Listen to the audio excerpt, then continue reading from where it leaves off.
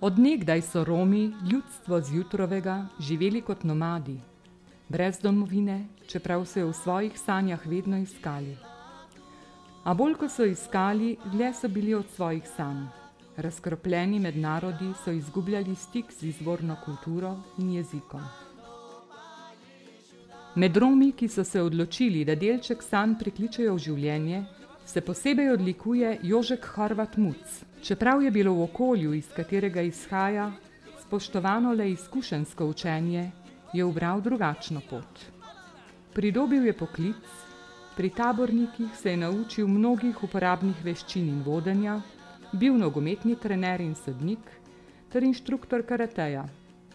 Kulture prostovoljskega dela se je učil kot brigadir na delovnih akcijah, kjer je bil večkrat odlikovan.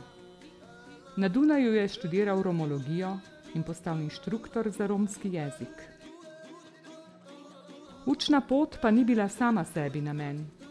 Jožek Horvat Muc se je že od otroštva srečeval s predsodki, zato se je odločil, da bo vse svoje moči posvetil delu za boljšo samopodobo Romov in za njihov boljši položaj v družbi.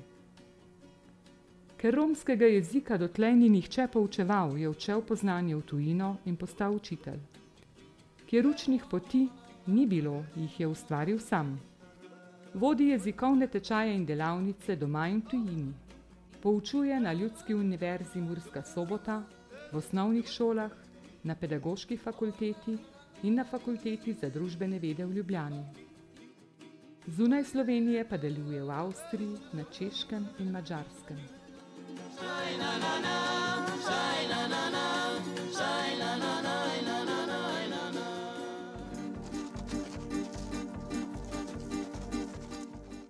Je kulturni animator in ustanovitelj prve romske gledališke skupine pri nas, pa tudi avtor gledaliških iger in režiser.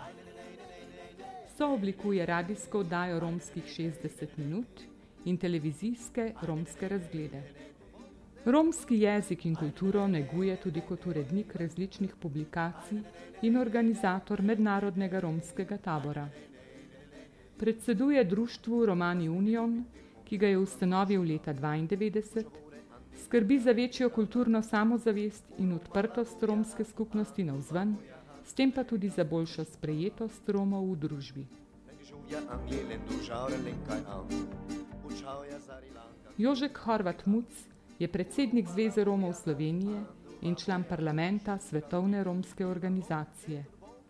Je kreator nove samopodobe Romov, pripadnike večinskega prebivalstva pa s svojim zgledom opominja, da med njimi živi romska skupnost, ki je obogatitev vseh nas in zato vredna, da njeno drugačnost spoštujemo in omogočamo.